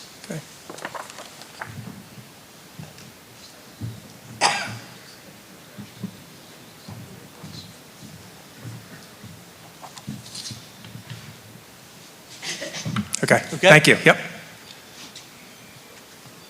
Hi, I'm Rick Bernardini. Hey, Rick. Live at 310 Asbury Avenue. I happen to be chairman of the Environmental Commission, but I'm talking personally. Thank you for that. Yeah. So yesterday, I submitted comments, to DEP about this program. I find this program to be extreme. Will we eventually get there historically? Maybe someday we'll all be inundated. But what I basically want to tell everybody is, if you go to the DEP website, the part's hard, and I did it yesterday, so it works. There's a pull-down screen, and DEP takes comments on multiple projects. So which one you have to pick is called New Jersey NJ PACT, PACT, /REAL. So that's the pull-down. That'll allow you to submit comments on that program, which is, the flooding thing. Okay. So I just want to make everybody know that, you can do it. You just got to know which one to pull down. Thanks, Rick. Doug, did you hear that? All right. So when you get to the DEP site, you have to put your name in, blah, blah, blah. But there's a pull down. What issue do you want to comment on? And the title of it is NJPACT/REAL. And they stand for environmental facts. But, that's what it is. Okay. All right, thanks, Rick. I'm sorry. No, you go. You're ahead. No, See? That's Ocean City. That's okay. I'm Bill Merritt. I live at 1240 Simpson Avenue, and I'm also one of the members of the Friends of OCNJ History and Culture. So I did chat with the mayor ahead of time, and just to make sure that everyone understands what we're trying to do, and it really is, we're trying to help, and we're not trying to get in the way. The organization is doing a lot of things in town in terms of garden tours, old house tours. Alan is with me today. He has created a database where you can search your house and see the old pictures. And so we're really trying to celebrate the history and culture of the island. We kind of got drawn into the Wonderland thing like everyone else, right? And so we've reached out to council a couple times, and our objective is pretty, I think, clear, and that is really to see if there is a viable option to maintain an amusement park there. We're not going to, strap ourselves to the rides or throw ourselves. We just want to see if there's that option, Right. and so that council, when it considers MEDA's proposal, will have something else perhaps to consider. And we actually think it's a good idea also in negotiating with MEDA. If you have an alternative, that may produce the best result in the negotiation. So that's our intent. We've raised $1 million so far towards the effort. We've gotten ideas in terms of how to finance a new project or the amusement park, and how to structure things, and also how to redesign or other things. We're working with limited information, but we're doing our best. We're spending a lot of time on it. And so I'd say what would help us is if the city would, without saying they're going to do what we're going to suggest, at least embrace the creation of an option. That would help us tremendously, because right now, when people say, is the city behind us? I say, I don't know. I don't want to speak for council, but we are. I mean, at the end of the day, we want to do what's right. And again, I appreciate that, and we were talking earlier, but I mean, again, I can tell you, I mean, if just the giant wheel alone this year it's going to need about $500,000 worth of work. And that's, then the Music Express. Right. So, when you say running an amusement park, and again, I think it's important for everybody to understand, it's not but I don't want to downplay it either. It's not that it can't be done, but again, you got to figure out, can it pay for itself? Correct. And that's, my 10 years of, I've went to private people, I went to banks, it just didn't work. The pro formas don't work. And that's why we ended it, because again, what you guys are doing right now, I did for 10 years. And not that something else can't come up. Like, I'm not shutting you down. I'm just, like you said, it's about facts and information. And I can tell you, my rides are older, so the log flume's going to probably need a couple $100,000. I mean, before I even start next season, I'm probably $1.5 million. And then, and I said, I didn't really get to this, but I mean, before I even get out of the bed, I'm $1 million for financing, I'm $2 million for payroll, I'm another $1 million on the rides. That's why I said it's that $100,000 just to make it worthwhile. And then there's not enough guests. I can even go out and get schools and all the things that you do, but then that could take away from the other amusement park, and now you have two. Now you could lose two, and that's why I need everybody to open mind. Is we all love to save things, and I know I said earlier, I know I get criticized. I like history, historic. I'd rather go to the past than the future, but that's why I say I hope that the respect that I've given it as the mayor and all that stuff is the same thing I did at Wonderland. This has been excruciating, and I was trying to figure out what I could do. But right now, to buy a new ride, just say I wanted to buy a new Music Express, I can't get it to 29.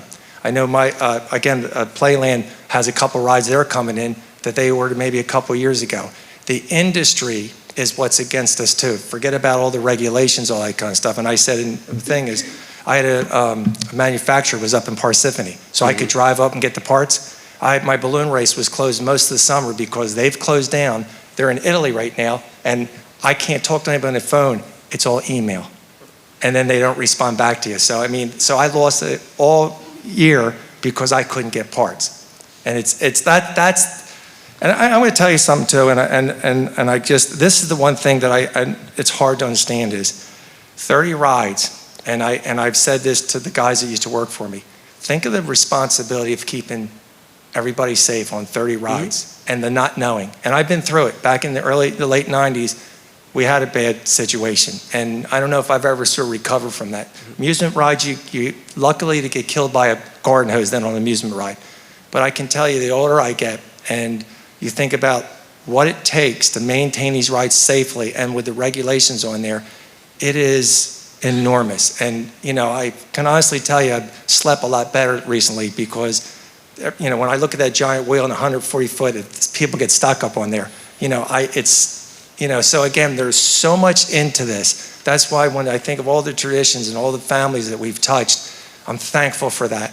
And hopefully, that'll be enough. But I want you guys to keep continuing doing it. I know council's going to keep an open mind, and I think that was your question, but on our end of it is I just don't want anyone to think I'm not with trying to save or do things. But for me, it's past that, because the cost, I would never, no one, unless they just had money like Gates or, whatever, Buffett or somebody just say, hey, we're going to throw, but even those guys, they all want that 10 or 15% return. And that's the hard part for us when you start thinking about investing money on that kind of stuff is most people are going to want a return. And that's why it's tougher. And like I said, God bless Playland for whatever they're doing or what they're doing, because they're making Ocean City look great. And again, you can blame me for Wonderland, however it makes you feel better. But at the end of the day, this is a difficult situation. And again, I know council is working hard with us to make sure we do the right thing. And we think the blame game is useless. It's not a good exercise. What we think, it's like take the rearview mirror off the car and just let's look forward.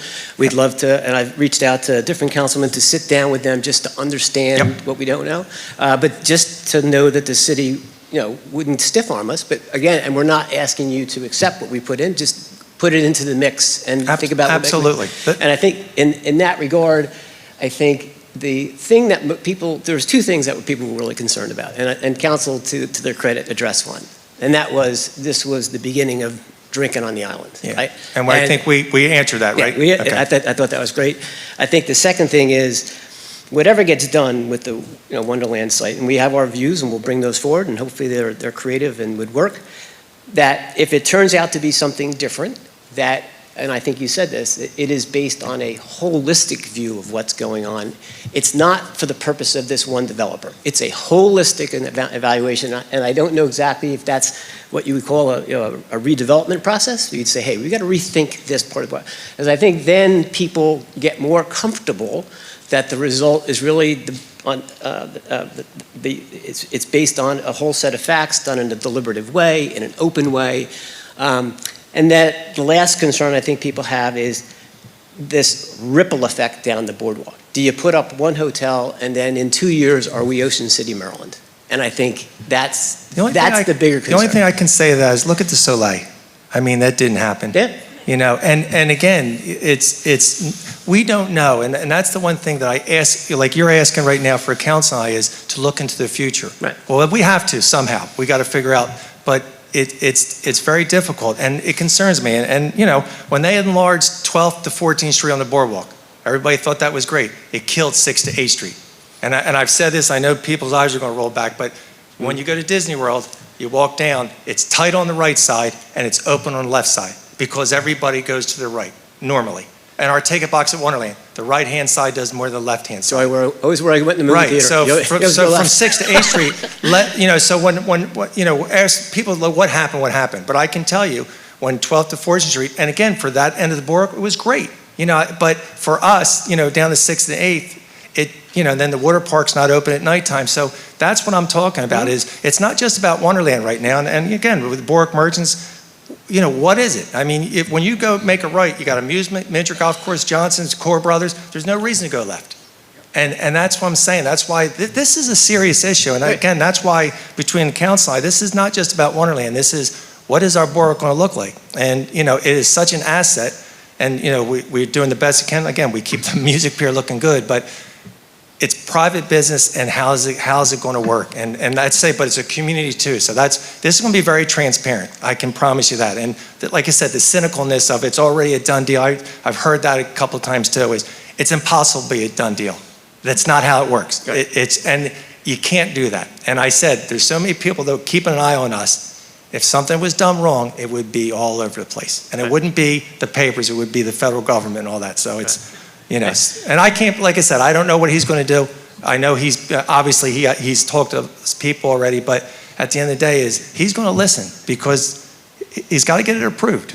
And I do believe whatever he brings forward will benefit the community. I mean, because if it doesn't, nobody's going to be happy. Right, and we're here to give you leverage. Right, that's conversation. And you know what? That's what it's conversation talking. That's why when we talk about the DEP, They stuck it down our throats. That's not what we're going to do in Ocean City. We're going to work with everybody. And last thing is, I did hand out some flyers ahead of time. If we're going to try to organize a group picture in front of Wonderland, the purpose is to find these pockets of capital out there. And we found $1 million from one person. I think there's more people.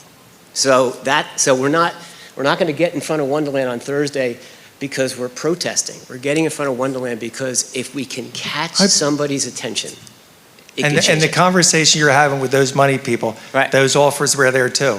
And then when they do their due diligence and they look at the numbers and they look at the people coming to Ocean City and they look at how we're not Saturday to Saturday and our tourists and our customer is different. I mean, the downtown has been thriving. Now it looks like 4 or 5 stores have closed downtown. Is that the economy? You know, and that's what I say. And social media doesn't help because everybody's putting their opinions on there. So to me, is what you guys are doing is spectacular because you're getting the facts out. We're going for sentimental money too. We're not going for investor money. We're going for sentimental money. Hey, Leon just gave $3 million. You know, There you go. I should have asked him. So, Thank you. thank you. Hey, Mr. Mayor, Rich Nicoletti. I live right here, 600 Central. I want to go back to the DEP flood maps again, if I may, real quick. I read a little bit because this seems like this came out of nowhere. Just dropped out of it. And from what I read, is this supposed to be implemented starting February of 2025? Yes. Now, my next question is, there's public input and all of that, I get that, but I don't have a lot of confidence that the governor or DP is going to change their mind or change their plan. So my question is, does the county, maybe in consolidation with the other counties affected by this plan, have they discussed, legal action against DEP in reference to this plan and the governor's office to at least delay the implementation of the plan before that's taken? Is there any talk of legal action whatsoever to? I'm sorry, I didn't mean to cut you off. No, There you has get my been gist. discussion about that with other counties, so I don't know how far that's gone, but I know that speaking with other legislators in other counties, that could be an answer as well. And I'm not confident that they'll read every comment that we put in, but I know that that's being considered as a possibility. Obviously, there was some legal action taken during the windmill issue. This seems to fall along the same type of thing, executive order, and this is what we're going to do, and we'll just drop it on you out of nowhere. And I'm hoping that yourself and in consultation with other counties affected will take, if they do want to implement this in February and look like they're going to proceed with it, that there would be some type of legal challenge to delay this, at least till there could be more further, because looking at the website, from what I could read and ascertain from the website, they're going by one study. And maybe I'm wrong, but You're right.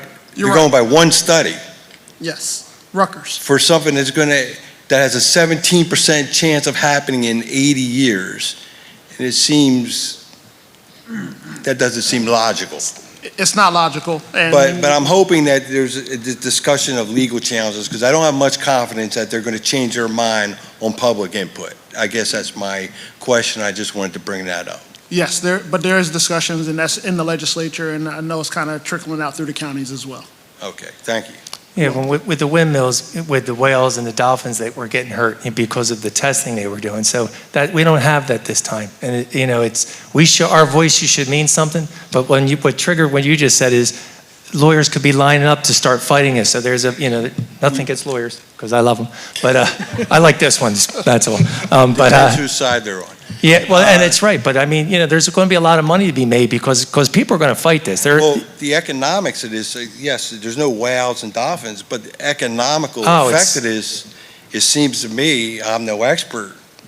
It shouldn't have gotten this far. It should go through all of us. It should have gone through the Senate and the Assembly. That's what I keep trying to say, is that this is the second time now they've rammed stuff, and I don't even want to I hate getting nasty, but this is the second time now that they've come to us and said, do as I say, not as I do. And, it's difficult, but we have to be united on this. It doesn't matter what that's why I love Ocean City. We're nonpartisan here. We all can work together, and that's important. And that's what we need to do now, because it does not make sense. But again, on the Ocean City side of it, that's why we're going to start talking about zoning, and that's why in February, because if these rules are going to come down, we have to be ready so we can educate everybody what's going to happen. So, and when you think about all the insurance, I mean, is the insurance companies just looking to get more money? Pretty much. I mean, like I said, it does get cynical sometimes, but I don't know. It's scary. Well, it is scary because I live in an older home, so when That's- you're talking about 5 more feet, That's why, again, we got to get the information. And Antoine's working hard, but when we have the zoning meeting in February, we'll hopefully have more information too. okay. Thanks. Thank you. Hopefully good news. Hi, how you doing? Jay, how are you? Good. My name's Liz Nicoletti. I'm on 40th Street. And I want to be, oh my gosh, this is so loud. I would like to help, make Ocean City, or continue to help Ocean City become the world's greatest family resort, because I think everybody in this room loves Ocean City, and that's why we're here. And I don't want to come here complaining. I want to be part of the solutions to our town. And I really appreciate you having a town hall, because I think it's great. We can all, come and just tell you what's going on in our worlds and our households, and what we talk about. So I'm going to take a different direction. No one has talked about this 16th Street. Is that the block? Yeah. That it is? My idea, I know there's lots of great ideas out for that, but that was one of the things that we could come here and talk about. Right? Yes. What is the #1 sport here for recreation? Depends who you talk to. What's the most money maker? Again, you're talking about the government. We don't charge too much money for that, so. I know. I mean, I know. and it goes in phases too. I mean, I think I know where you're going, Yeah, but go ahead. yeah. I'm gonna go down that road of pickleball. Yeah, And I participated. I have a tennis background. I was certified to teach tennis for a few years. I have some. I could get on your committee. I could help out with this whole idea. We're looking at more, and not to But again interrupt you. We're looking at more courts. Where I want to go with this is, I'm going to just go there. Avalon, Stone Harbor, Sea Isle, Margate. They all have things going on. They absolutely do. We need to be competitive with that. But we don't need to be competitive with them, but I would like to be competitive. And actually, Stone Harbor has paddle tennis. Nobody knows what paddle tennis is, but that's something I've played. It's you need a league to get that going. They have courts, 3 of them. I think we should build 3 courts here and Margate, and we could start a league. That happens in the winter time. But I believe we should, it's just an idea. I think it's a good idea. Make a pickleball center, a clubhouse. You could string rackets, you could have paddle, you could bring in people. This would be an all-year type of a sport. So you have pickle all summer, you have paddle in the winter, you have people can come watch from out of town, you can have leagues, you can have pros, you can have clinics, and it will be a moneymaker for you, because what I've witnessed at 18th Street is there is a line of like 100 people going there, 3 sessions every morning, and you have to sign up the night before. And we all know the drill, but you can bring in some money. So that's my idea for 16th Street, if possible. And it sounds like you have something temporarily going up. Well, what we're looking at, again, this whole complex, whether or not we put some more courts around the Armory building there. We want to do some down at 34th Street, but on our end of it is, and when we look at the city and all that kind of stuff, is a balance. Like I said, if you take that property and you do put pickleball court there, does it make money? And someone challenged me with that, or I challenged somebody with that too, is when someone says it makes a lot of money, does it? Because, when you talk about our city, when you talk about the city facilities, what it costs to do it, and then what it costs to pay him, and again, I'm not arguing with you, but I'm listening to you. But you know what everyone complains about mostly is whether or not how much it costs to go to the community center, how much does it cost to pay for pickleball. So to me is we pay so much taxes. As a community, we try to cover our costs. So when someone says making money, the city is not really where our business should not be making money and putting other people out of business, because there are other pickleball facilities. Who are you putting out of business? Well, I know there's a local guy that has a pickleball facility outside of Ocean City. So I would work together. What's that? I would 100% work together with that person. So I'm I'm just trying to make it I make Yeah. it successful. I want to make things successful here. And I think that Me that too. would be an idea. Yep. We're going to take them all. My husband wanted to say Memorial Day. Remember, we had an issue of Memorial Day at the boardwalk this past Memorial Day? Does With the anybody kids. remember that? The kids. Okay, proactively, are we ready for the next Memorial Absolutely. Day? And Okay. and again, I just want to remind everybody, every Memorial Day, since I've been a little kid, has been difficult. It's just, when the laws change a little bit, it becomes a little testier. But I think over the last few years, again, you want to listen to social media and all that kind of stuff, be my guest. But I can tell you from the police department and what they were doing, what we're doing, we've gotten things under control. And we're continuing to work with our legislators to change things. But we are being proactive, and I know Chief Campbell is. That one came from my husband, so that's fine. Oh, that's right. He's a good guy. That was his idea. And I think He's that was entitled. good. He's saying be proactive, and that. Yes, I we are agree with that. proactive. I'm on the south end. I've done the 34th Street playground. I saw your picture. When is that happening, the 34th Street? That's what we're talking about, open space right now. Okay, so that's something I'm really concerned about. It's on the front burner. One of my big pet peeves are the porta pots that are all over this island, and the sheds that you put at pickleball, at the tennis centers. They're little dinky sheds, and I just think and our facilities, even the music pier bathrooms, or the bathrooms that you temporarily, maybe they're temporary, but I just find them to be junky. I'm sorry, I'm going to be honest. And I wish that we could be a little bit more,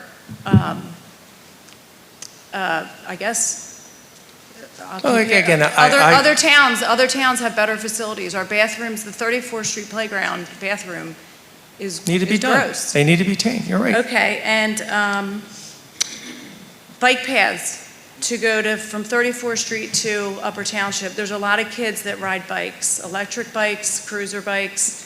It could be like a fun destination for the south end, where we could ride bikes into that area. Luckily, So- that's the county thing, so you can talk to Bobby Barr. Okay, so I'll do that later. And then the other idea, this comes from my mom, which I think is a great idea, is, we're struggling with parking and green space, and we know that the houses were very crowded in Ocean City. And is there any way we could buy property and just leave it? Just start buying, I don't have $1 million gazillion, but it's just an idea. Well, that's what we just did at 16th Street. We've done it at 9th Which Street. is- And again, it's a balance of spending taxpayers' money. And we've been spending so much money catching up for past sins that have not been done. And when you talk about the sheds at pickleball, I could spend $1 million of taxpayers' money for a building there. But I mean, I just think and we again, could do better. like I Jay, said, we all look. Jay, Your bar's here, personally- mine's there too. This is my turn to talk, and I just want to You're say, right. I have been coming here for many, many years, and I think that the facilities could be we could do better in that department. That's all I was saying. I'm not trying to be completely negative. Didn't say you were. And hurt anybody's feelings. I'm not. I'm just saying That's one thing you can't do with me. The last thing I'm going to end with is the bumpy roads, and that's another, in 34th Street. I know you've done sidewalks and whatnot there, but it's a mess still. And I don't know how we can when they're done a job, they should clean it up. And the streets, we got to do better with the pavings. It just seems to be quilted. And the alleys, I think we can do. A lot of alleys we're working on too. I think we can do a better job with the roads and the alleys. So that's my list to make Ocean City great. Good. Okay, Thank you. Good morning, Mr. Mayor. Good morning. Thanks for holding this town meeting. My question has to deal with offshore wind. Right. I know we're not dealing with Ørsted anymore for the time being, but we know there are companies waiting to come in and take their place. So I was just wondering, can you give an update Do you want to do an on? update, Donnie? I mean, we're still in our lawsuits. I mean, if you want That's to, what and I- even Antoine, I mean, have you, That- from the That was county? going to be my question. Can you give us any updates on the lawsuits that the city is involved with Yeah, I regarding mean- offshore wind? The lawsuits regarding the easements which the city was required to provide to Ørsted by order of the BPU have pretty much been wrapped up because Ørsted withdrew from the project. So those, believe it or not, took a while to work their way through the appellate division and are just about over. Ocean City has a matter pending against the state of New Jersey challenging the statute which enabled that process to occur. The home rule, And that, yes, and that is still ongoing. that's still ongoing. It is. And where is that in It's at the very beginning stages. still at the beginning Yeah. stages? And again, the easement lawsuit, The easement, that's all been vacated. The lawsuits are in the process of being dismissed, and there is no easement that exists anymore. gotcha. Okay, thank you. You're welcome. You're off the hook. Good morning, Mr. Mayor. Good morning. I'm Donna Saber. I have a commercial at 1324 Asbury. I'm part of the Save Wonderland group. I'm not sure if you're familiar with our local artist, local illustrator Tony Troy. He had been on 9th Street for a number of years, and I think he does portraits at Chris's the Grassroots Music.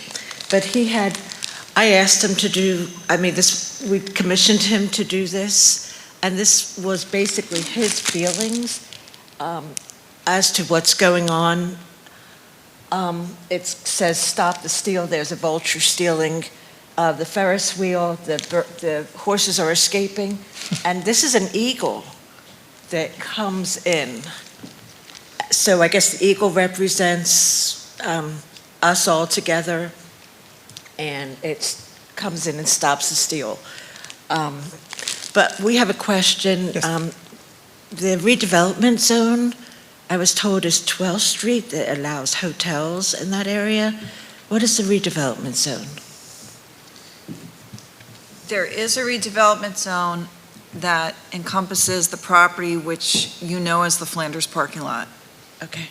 And when the owner of that property came to the city and said, nothing's being done on this great big piece of land, I'd like it to be designated an area in need of redevelopment or an area in need of rehabilitation.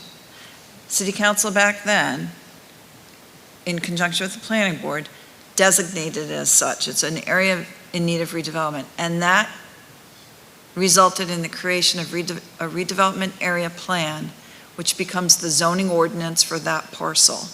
And sometimes it is, in some cities, it's a whole neighborhood. In Ocean City, for that one, it was just what we think of as the Flanders parking lot, and it dictated what could be built there as of right. And the plan that resulted was the plan for the Soleil Resort. So that's what a redevelopment plan is. None exists on that site at 6th and the Boardwalk. Okay. Could Mita's Hotel go there, which would keep his hotel off the boardwalk and protect the boardwalk from any development of hotels along the boardwalk? Under current zoning, no. Okay. Not without a use variance from the zoning board. Okay. A hotel could not go there. Okay. All right, that's my question, because I know they're hearing a lot of talk about that. Yeah. Thank you. It's only for rides right now. And just want to thank you, Mayor, for all you've done for all these years, for all your family has contributed, and to staying in there for the last 10 years. Thank you.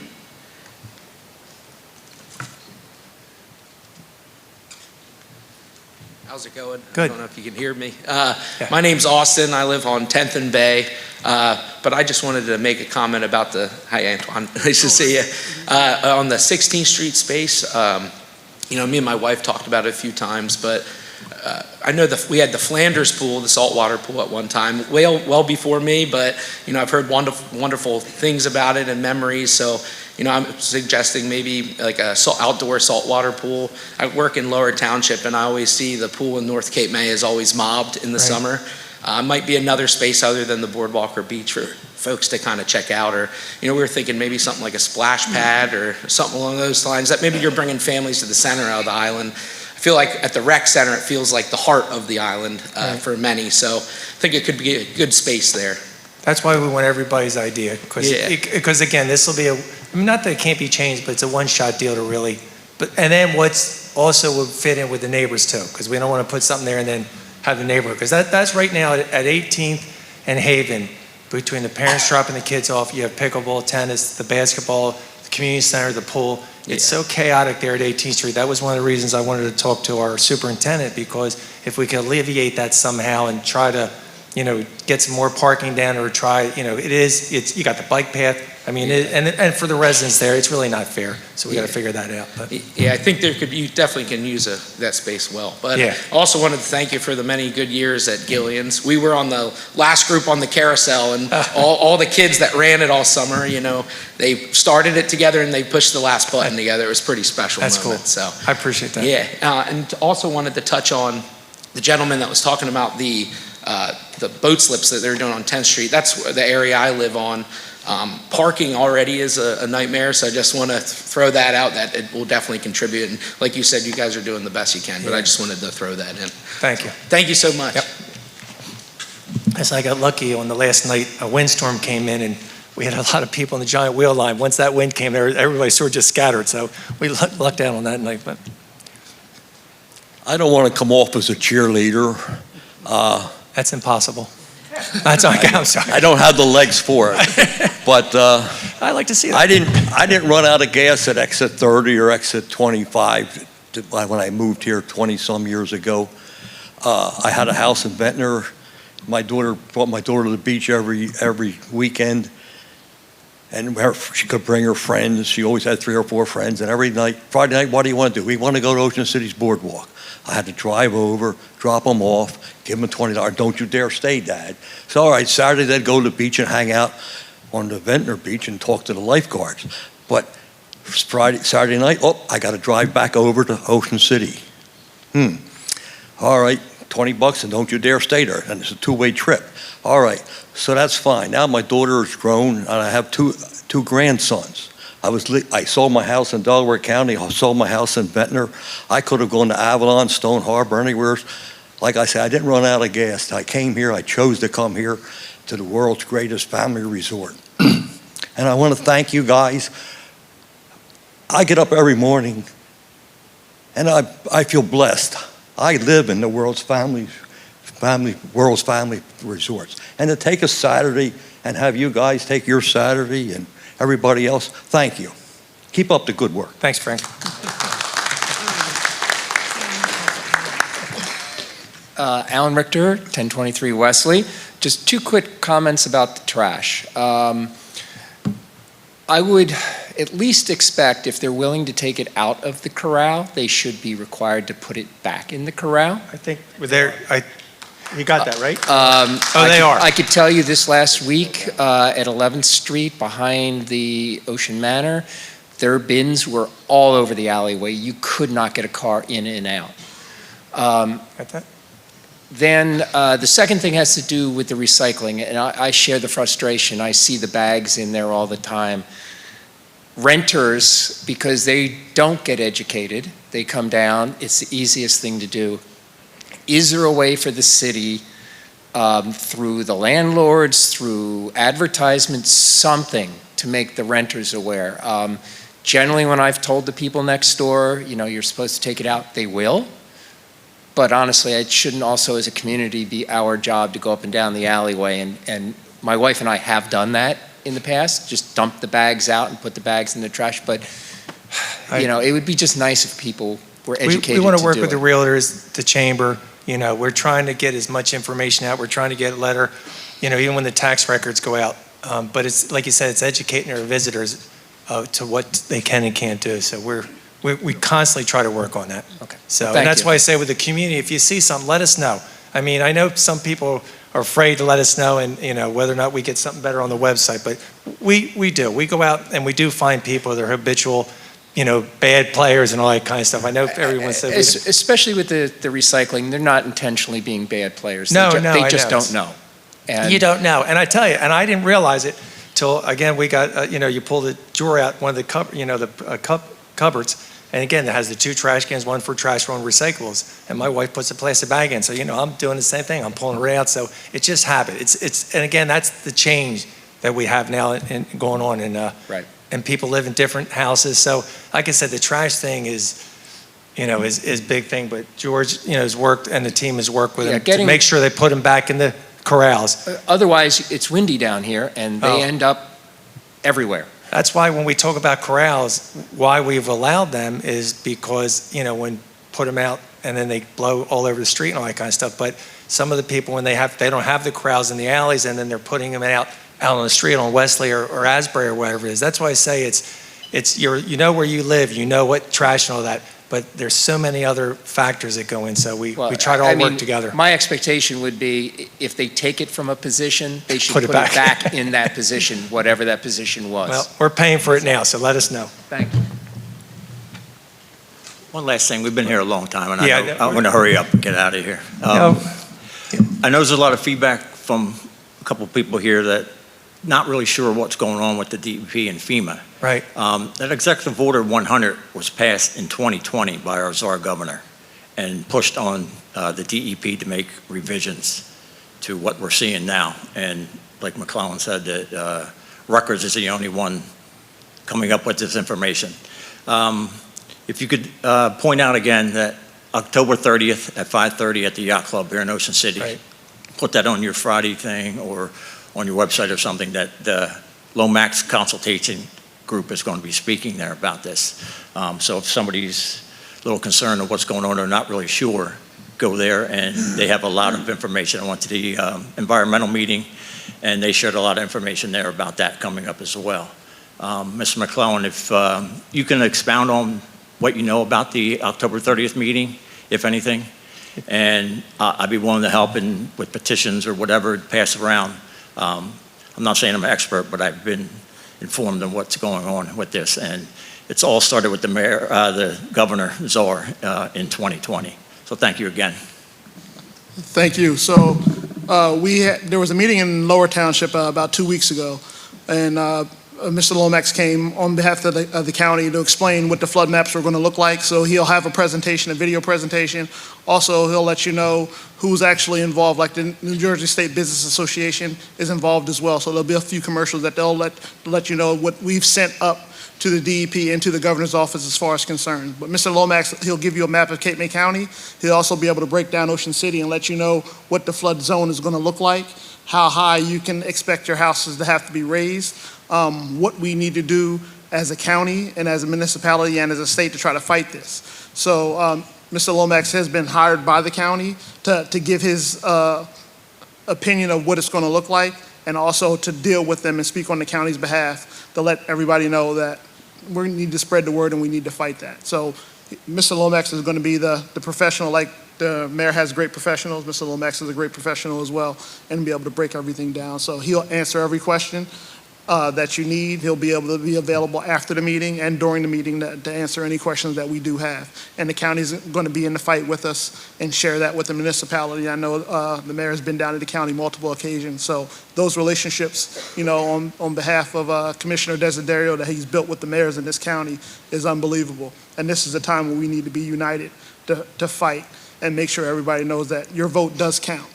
So in 2025, your vote does count. And we need to hold people accountable for the prices that they try to put on us and not get anything in return.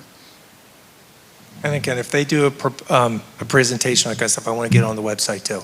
That's what, because I think my wife said she had it because she was part of the county chamber and a tourism thing where Mr. Lomax spoke. And I think, again, I'll have to talk to her about that, but I'll get that on the.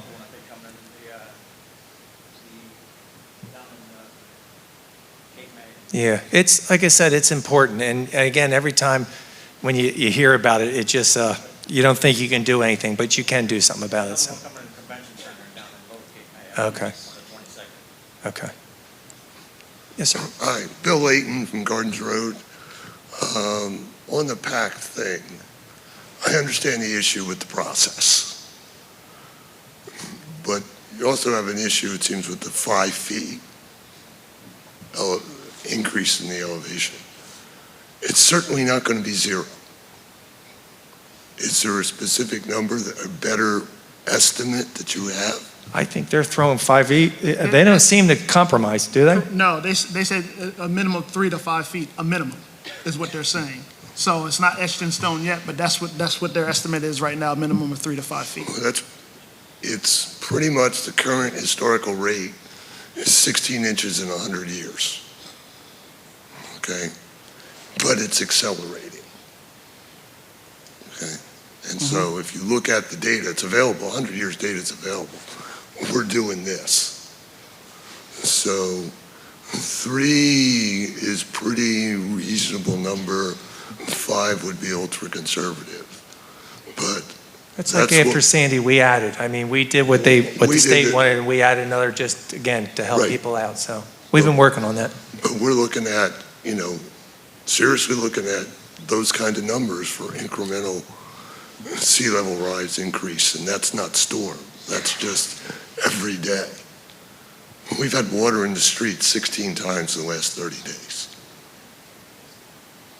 Just this last month. And that never used to happen if you go back in the data. Oh, we fixed a lot of it, so, but I understand what you're saying. No. I know. In the places that I've been are- here my whole life, and again, I've seen different places, and, even where I live back off of Tennessee There's Avenue, I see probably there's some water in the difference. street on Haven Avenue and What's that? 9th right now. What's that? There's probably water in the street on Haven Avenue right now at 9th Street, and that's in the fixed zone. Yep. So it's not, what I'm saying is, it's not zero. 5 may be a high-end estimate. 3 is not that out of the question. So. Right. No, and we're not asking them to stop, we're asking them to give consideration. So to force somebody to go from 0 to 100 in a year is different than forcing somebody to gradually increase, especially when you have municipalities and you have districts and people that can't afford this to actually raise their house. People are excited to live here and spending their money to come here. You don't force them and add on to that unnecessarily when you're not from here. So what our question is why can't you work with us to make sure that we understand there's environmental concerns instead of forcing things upon us? And nobody likes to have things forced upon them, and that's the issue. So you have elected officials for a reason to represent areas where they live. So if you don't live here, don't tell me how I should live. If you don't live here, ask me what would make the town better. And then we work together and do that, as opposed to forcing it upon us. As an elected official, I elect you to represent me, not tell me what to do. And that's what we need to fight back against. So I understand what you're saying, but we need to fight back so we can work together.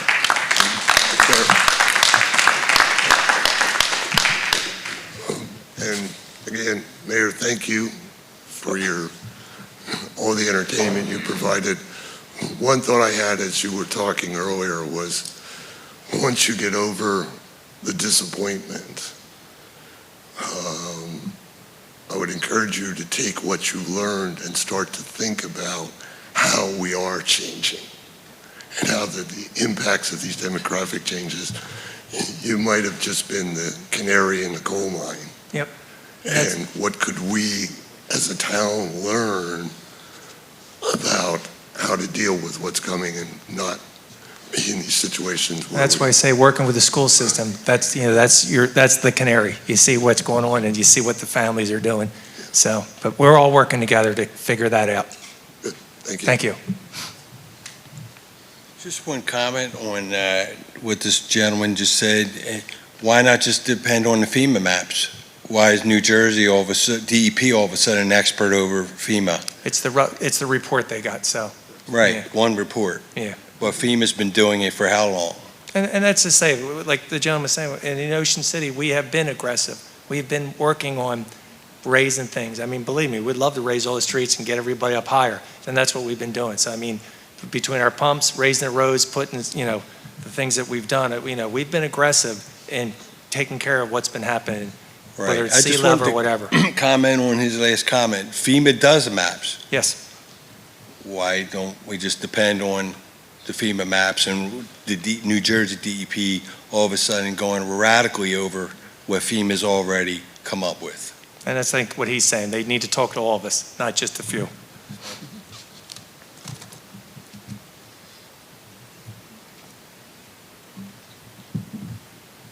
Hello? I don't know. Am I good enough? Yeah, you're good. All right, cool. My name's Amanda Myers. I'm a speech therapist in Brigantine, but I live in Ocean City. I love it here. I think that this is the best town and the best place ever. I heard you say something about the schools, and this is a great idea to maybe like open this up to like the kids and ask them what they want in the open space. Like we do it with the beach tags and we have them design them. Like if they were able to tell us what they wanted or have some fun ideas, maybe we could even implement small things throughout that area. That's why I can invite the school and the library, because the library is there, we're talking to them, so I don't want to rush it. We want to keep it cleaned up because the neighbors have looked at it, but we're trying to get everybody's idea there. Because again, it is an educational campus almost when you think of all that. So, but no, that's a great idea. They're our future, so I mean, they're going to be here for a lot longer, so. They usually got great ideas. Thank you. Okay. Everybody good? All right. Thank you for coming, and we'll see you in February.